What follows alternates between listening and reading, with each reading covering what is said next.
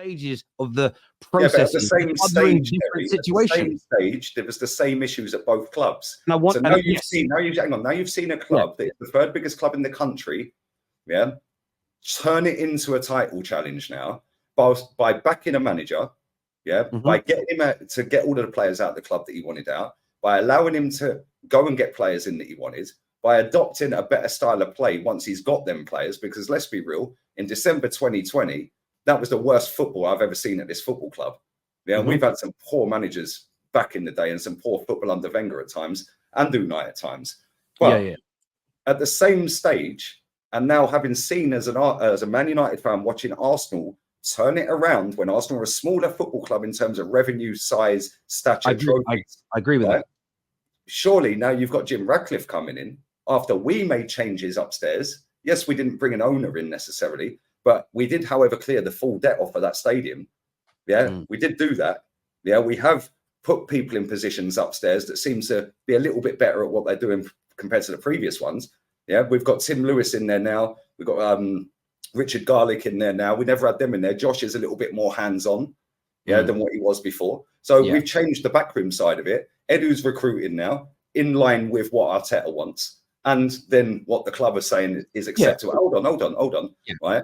So now, having seen what Arsenal are doing, and you saying that you want them in title races, you have now got a sample size of 4 years under Arteta this month. In fact, next week is 4 years to the day he took the job, right? 20th of December, I think it was, in 2019, right? 4 years. After 18 months, he had us 8th, in the end of that 18 months. After 1 year of him being there, we were 15th for 5 games. He's won a trophy, Ten Hag's won a trophy. After 18 months of Ten Hag, with all of this noise in the background, are the Glazers going? Are they not going? All the toxic dressing room that Arteta inherited as well, apparently. With all of the players on big salaries, walking around the football pitch, Aubameyang, Ozil, etc., Lacazette's, Pepe's, all of these players on big dough. After seeing that now turn into this, surely, you should be sitting there going, I think if he does get his own players, he may be able to adopt his style, because Arsenal's style, 18 months into the gig, ain't our style now, is it? Just in the interest of time, let me respond to that again. I don't see... I'm going to clip something real quick, I'm going to clip something real quick later and send it to you, because I said on the show that I redirected from with Rants to here, as soon as I start cooking, Terry, it'll be in the interest of time. No, the reason I say the interest of time is, the reason I say that, and I don't feel like I'm being cooked, I'm about to answer my question. We're half an hour into the show. We've still got Chelsea to touch. We've still got the Arsenal debate. Talk about this. And no, hang on. And Arsenal, because there's multiple things I want to discuss today. So from my point of view, no, that is true. Let me finish my point. So from my situation is this, and by the way, before we've even done show, I said before, I like to get through all subjects in a timely manner. So that isn't. I do exactly what you say. That's why I said it on the end of the show. In the interest of time, what I don't want to do, Lee, because we're not going to agree on this. And the one thing I don't want to do is keep arguing the same points 4, 5, 6 times. We're not arguing the same points, Terry. You're saying. No, Lee, let me answer then. Lee, let me answer. So the situation is this. I understand a lot of what you're saying, but you've spoke about all the differences and the changes you were seeing behind the scenes at Arsenal during the early stages of Mikel Arteta. I haven't seen that at Man United. There hasn't been any changes at our club behind the scenes. What? Ronaldo gone? No, not players, not players. Let me stop you. No, you're saying changes, and now you're. No. Let me clarify. I'm not changing. Clarification. You see no changes. Lee, clarification. Let me clarify. Stop. I'm controlling this bit because you did that. That's my response. No, I'm controlling my response. Otherwise, I don't get to answer all your points. Okay. I haven't seen any changes behind the scenes in terms of board members, recruitment teams, backroom staff, like you did. That hasn't happened at Man United. So my view is that no, it hasn't. Who? Okay, so Darren Fletcher was there, Darren Fletcher was there. So what significant changes have happened behind the scenes for Man United in the last 18 months? Significant changes. No, you said you ain't seen any changes. I've just given you one. I have seen no major changes to the people running the club in 18 months. Who are they? No, I'm not. I'm answering my question, Lee. What changes have happened at Man United in the last 18 months behind the scenes with the big players making football decisions? You brought a new manager in. You've brought new backroom staff in with that manager. Yeah, go and have a look at the staff sat on the bench. So forget him and his coaching staff. No, you're not trying to twist. No, I'm not. I'm not twisting anything. You're not answering my question. Well, Richard Arnold's leaving, isn't he? So nothing's happened in the last 18 months then? Well, yeah, he said he's leaving. So there's a change straight away because he is leaving. So hold on, because you've asked me a question. I'm going to answer it. Darren Fletcher's now in the football club. He weren't there before. Not only that, you've now got Sir Jim Ratcliffe with a 25% stake coming in. So there's 3 changes straight away that are major changes. Yeah, that's without the playing staff changing. Yeah, with Ronaldo, going out the football club. Yeah, with Sancho being binned and sat on the bench. De Gea, your goalkeeper who kept 18 clean sheets last season, is now being kicked out of the football club. So very quickly on that. Darren Fletcher was there before. Okay, cool. Darren Fletcher was there before, so that's incorrect. What was his job title before? Let me answer and respond to all the points, please. So Darren Fletcher was there before the manager. Fair enough. Yes, the CEO is leaving, and yes, the Jim is coming in. But my question was, in the 18 months up until now, there has been no change. So my point is this: if those changes would have started at the beginning of the manager, and I didn't feel that it'd been tainted by the poison that's currently at our club, there is a possibility. I don't know because I can't redo history. I'm not in the film Arrival. I may feel differently, but based on what I know, the history of these managers that get tainted at this football club, the way he's playing football and everything currently going on, my stance around him leaving is for him to go along with all the backroom staff in terms of the board members and the football decision makers, the recruitment team, and a lot of these players. So it isn't just one thing. Now, if in the end, you sound like you're backing Ten Hag to stay because you think he can turn it around, and that's fair enough. If you think he can turn it around, then that's your opinion. If you end up being right, I'll just hold my hands up in the future and say I was right. I'm just comparing it to the exact same stage of Mikel Arteta's career at Arsenal. And furthermore, Richard Arnold's left the club today. Okay. So there's one significant change. Well, that's happened today, though. You had your opinion about me before that. So it's one. 18 months. So you're counting him leaving today. That's not helped him in the last 18 months, has it? I know, but you've said what significant changes have happened in the last 18 months. Ronaldo's left your football club. David De Gea's left your football club. Not players. I didn't say players. I didn't say players. That's irrelevant. I didn't change the goalpost. It's not coming into the football club. Lee, I'll tell you why it's not changing the goalpost, because at no point did I state anything to do with players leaving. I was talking about how the club is run behind the scenes. What significant changes have happened at the football club? And then I clarified what I meant by that. And I mean the running of you changed the goalposts. No, that's not changing the goalposts, Lee. That is clarifying my position, because I didn't ever mention the players in relation to that situation. So from my point of view, I still think he should go as manager. I don't see the situations between Man United and Arsenal, with hindsight being included, as being the same. Now, if I'm wrong and Ten Hag turns this around and Ten Hag gets us back into title races and win just major trophies, I will have to hold my hands up as a man and say, I got this wrong. But it's a process, Terry. You can't just, you tell me all the time on these shows, every single week, when I'm talking about Arteta and standards and I want this and that and overhaul the squad and why can't we do this, this and this? You tell me every single week we sit on here when it's about Arsenal and tell me, yeah, but it takes time. You can't just go and overhaul the squad in a couple of windows. So I agree. You need to get better players. You need to give it time. You need to get to implement the style. You need to do this. You need to do that. But now it's your club. Yeah, now you want to hold the standards of your club. No, it's not. I don't want you to lower your standards. So that's where you're wrong. I've always agreed with your standards. The only thing me and you have disagreed on is a step change and celebrating the milestones moving forward. The difference being, my manager has told me that what I was excited about him personally implementing, he is never going to look to implement and never try to do it. Based on knowing that, I don't want him, because he's not going to give us what I was expecting from him. That's a very different situation, in my personal opinion. He needs his own players, Terry. So for me, when you say he needs his own players, he has had ample signings. He has bought how many signings has he had? Out of the 25-man squad, how many signings are his? So again, you don't think Arteta? You don't think Erik ten Hag has been backed by this club enough in terms of players bought? You don't think they bought him enough players? He's only had 3 windows, Terry. Rome weren't built in a day. So, but I know you're being sarcastic now. No, I'm being straight with it, because everything everything that's labelled at me on these shows every week, it takes time. You can't overhaul it all in a couple of windows. Why don't you just back him and see where it goes? You're progressing up the table. Hold on. We're not progressing up the table. Your manager, inside 18 months, has won you a trophy, got you in Champions League football, and currently sits 6th in the table. What is the problem? It's been there 18 months. Maybe if you back beginning January. I've answered you what the problem is. I've answered the problem. Terry. I've answered the problem, and we're not progressing right now. We're going backwards, aren't we? Well, you're not though, are you?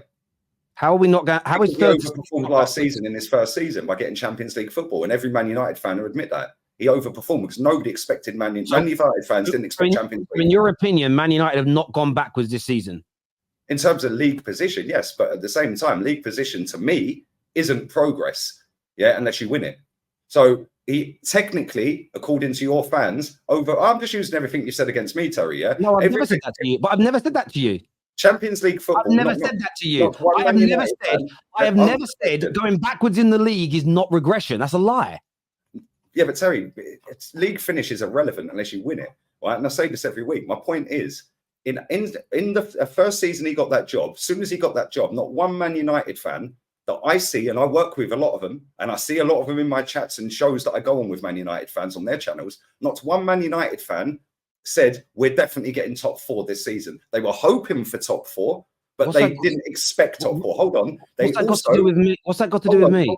Because if you let me finish, not only that did he get you top 4, right? He also won you a trophy. Yes. So on that basis alone, did he overachieve in his first season then? Because if he's won you a trophy and qualified you for a competition that nobody expected you to be in your fan base, why are you so harsh on him this season? Because now he's trying to get his team in. Yeah, he's not necessarily got all of his players yet. Yes, some of the players are his. Some of his players are not good enough, of course. But at the same time, he's trying to implement his style, but he can't do it with players that are still there from previous eras. I've already answered you that question, Lee. And this is the different. And I've said this to you many, many times before. When he first came in, I understand that. Do I expect us to be playing the best football in the world at this stage? No. But he has bought a number of his own players. He wanted Eriksen. He wanted Malacia. He wanted Casemiro. He wanted Anthony. He wanted Martinez. He wanted Højlund. He wanted Mount. He wanted Onana. He wanted Amrabat. I'll leave the Reguilons. I'll leave out because Reguilon was a last-minute signing because of 2 bad injuries. So of the 1, 2, 3, 4, 5, 6, 7, 8, 9, 10, 11 signings made, the majority of them his choices and his picks. So 11 out of 25 of the squad are his. The other 14 ain't. Okay. So on that. But at the same time, he has made Bruno his captain. And you have said this before. You and me both agree on this. You've said it on other shows. That makes him, with a new deal on a captaincy, that makes him a player of that manager, right or wrong? Yeah. Yes. So he's given him. Hang on, please let me finish my point. So he has turned around and made him captains, new contracts with the likes of Rashford, etc. So when you start going through the squad, more than 11 of it is his. However, hang on. I understand completely that he hasn't built a complete squad from top to bottom by himself yet. But this is, and I know he didn't get Frankie de Jong, who he wanted. And I know he didn't get Kim Min-jae. And I will always factor that in. But at the same time, he's had 18 months working with this squad. He has told us that the style of football we expected to see him play, he isn't going to implement. Nothing you have said circumvents that point and why my mind has changed. Now, on top of that, I would still expect, even with half the squad built by him, for our football to be better. When Sheffield United, when Burnley, when at times Luton pass and move the ball better than us, him not getting Frankie de Jong or Rasmus Højlund doesn't cut it for me. So when I look at every factor I'm putting in here, no major change up until today with the CEO, change at footballing board level, the fallouts with the players, the fact he isn't coming here to try and coach the style of football that he is famed for before he arrived, the fallouts with players, and the lack of progression of the way we play, coupled with the embarrassing results this season, I don't think we're going to progress under him. That is how I feel at this moment in time. Now I understand your point. I understand your point, Lee. I understand your point that you see it as hypocritical because I now say with hindsight that Arsenal potentially, if they go on to win league titles, were correct for not sacking Arteta because they might go on to win something.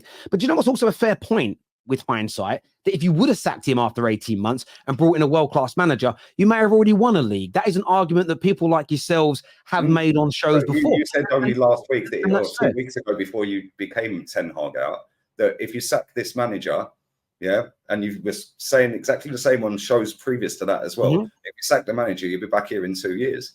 Well, Yeah, because now it's another manager coming into another course. load of players that are So- not his as well. Wait. You just mentioned three Yeah. teams that play better football than you or pass you off the park. All three of them are going to get relegated. So maybe, just maybe, Ten Hag's sitting there thinking, well, with the squad that I've got, which only half of mine, we've just established 13 of them out of 25 are his. Yeah, so with half a squad that's his, he can't necessarily adapt how he wants to play until he gets more players. Furthermore, people ridicule and mock Unai Emery for trying to pass out the back with Petr Cech in goal, right? And do all of that. So if Ten Hag starts passing out the back and doing all this and adopting the Ajax style of play and gets banged even harder on match days, yeah, you'll be the first one to sit here calling it out.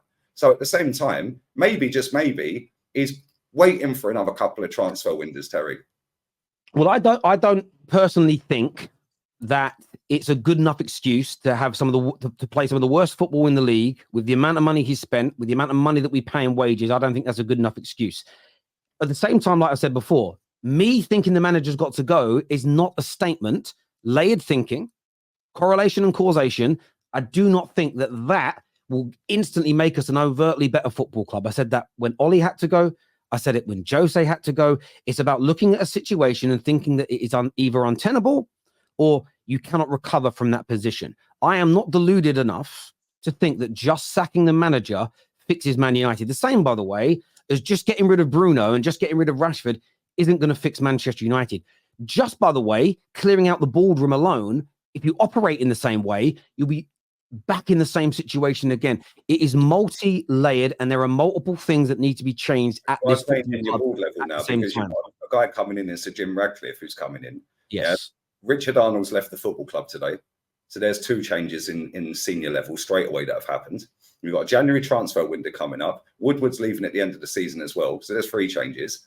Yeah. All of a sudden, it's looking a lot rosier, isn't it? So maybe, just maybe, things are turning. And the fact that he's 6th in the table can still qualify you for Champions League with an upturn in results, regardless of performances. As long as you get the results and get Champions League football, that will be deemed as a success within your fan base this season. Yeah, because everyone didn't expect you to get it last season. So if he then back-to-back does it, that will then be seen as sustained success straight away off the back of his tenure, yeah, whilst not having his own team. Now you've got some changes in the boardroom level, yeah. Just back him, tell. It's a process. It takes years. Again, you're obviously being sarcastic. And again, this is the difference between you and I. I don't look at every football club as a monolith. We know that you do that because your view is if Luton survive relegation this year and come 17th, you still look at them as a fouled football club because they don't win the Premier League. I don't look at every club and assess them in exactly the same way because I just don't think that is correct. I don't think it's accurate. No, you shouldn't, because for me, not every club has got a different scenario, a different background, different problems, different levels of issues, different pressures to deal with. Playing for Man United is far harder from a pressure point of view than it is, in my opinion, playing for West Ham. We know that through the media scrutiny, the attention that you get. So if you can't judge every football club on the planet and look at them through the same lens. And I get what you're doing, but every scenario is different. And human beings should, in my opinion, when assessing clubs through different lenses, because the situation is different, you are never going to have the same opinions and the same standards for each of those clubs at that particular moment in time. In my personal opinion, it is absolutely ridiculous to think that is the case. Viewers, I want to go to the super chats that have come in here. This here says...